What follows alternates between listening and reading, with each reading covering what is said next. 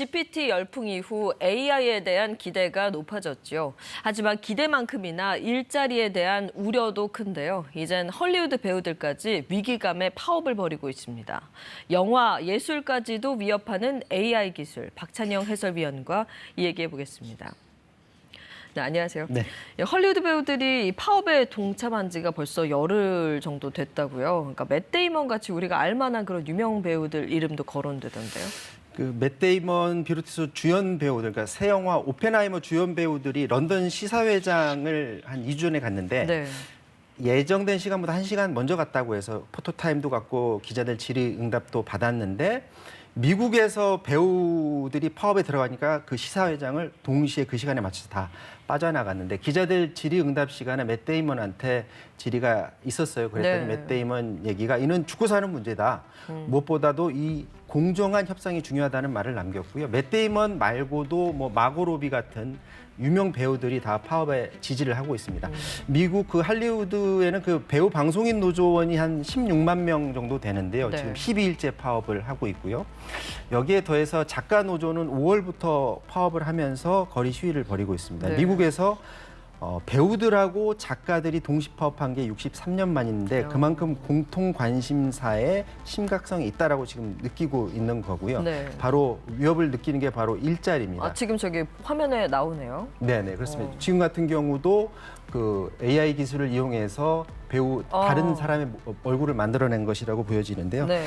지금 보면은 이 파업 때문에 그 TV나 영화 제작에 지금 차질을 빚고 있는데 지금 요구하는 건 그겁니다. 배우 입장에서 봤을 때는 초상권을 침해를 받고 초상권에 대해서 충분한 보상을 받지를 못하고 있는 부분을 좀 개선해 달라는 거고요. 그러니까 초상권 남용도 될 수 있겠군요. 그렇죠. 그러니까 예를 들어서 포르노 같은 경우에도 네. 배우 얼굴들을 무단으로 해서 만든다라는 거예요.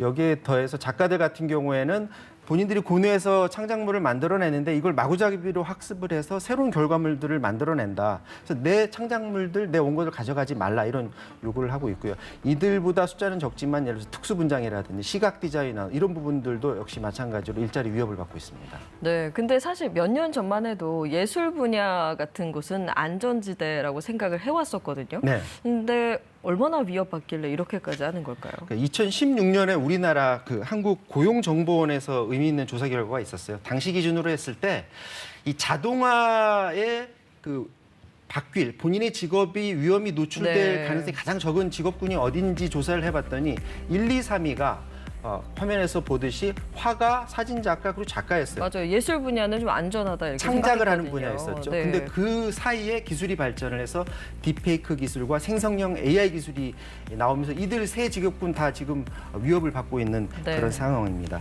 골드만삭스가 AI 자동화 위험 노출에 따라서 직업의 그 고용이 얼마나 그 대체될 가능성이 있는가 그 비율을 조사를 해봤더니요. 가장 큰 그 비중이 사무나 행정 지원 분야가 46%로 위험도가 가장 높았고요. 네. 관심인 예술이나 디자인, 우리 같은 미디어 직군도 26%로 전체 평균보다 다소 높았습니다. 네, 저희도 안전하진 않은 거죠. 그렇습니다. 이 세계 경제 포럼이 그 미래 직업 보고서를 또 때마침 최근에 냈는데 AI 위협 등으로 인해서 2027년까지 전 세계에서 한 8,300만 개 일자리가 사라질 것이다. 일자리가 생기긴 생기는데 6,900만 개로 더 많은 일자리가 사라진다는 것이죠. 이 생성형 AI가 어떻게 이렇게 절로 이게 막 진화되는 학습되는 모습을 보여주기 때문에 더 그런 거죠. 그렇죠. 이제 기존에 있던 데이터를 그냥 학습만 하는 게 아니라 그것을 토대로 해서 새로운 창조물을 만들어낸다라는 것인데 네. 지금 여기에 대한 반론은 뭐냐면 이렇게 해서 일자리를 잃기는 잃지만 인구의 세월을 견디면 새로운 일자리가 생겨서 부가 더 창출될 것이다. 그렇기 때문에 긍정적인 면이 더 많다라는 사실 주장도 있습니다. 일면 맞는 주장이고요. 특히나 이제 생산성이 크게 향상이 될 수가 있는데요.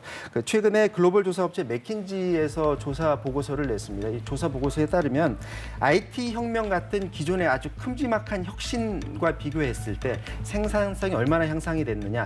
연간 1.2% 이전 혁신 때보다도 적게는 2배에서 4배 가까이 혁신의 정도가 더 크다. 네. 대신에 혁신은 이렇게 커서 생산성은 높아지지만 그 과실을 노동자들이 가져가야 되는데 생산성은 그래프가 굉장히 높게 올라가지만 노동에 대한 보상은 거의 평평하게 큰 비율로 올라가질 않거든요. 네, 그러니까 네. 그 생산성이 올라갈 만큼 그 부를 다 뭐 예를 들어 경영진이라든지 특정 네. 계층들이 다 가져가기 때문에 노동자들한테 부가 갈 수 있게 네. 하는 부분, 이런 부분도 좀 네. 고민을 해야 된다라는 지적이 많습니다. 득이 될지 실이 될지 조금 더 지켜봐야겠네요. 오늘 말씀 고맙습니다.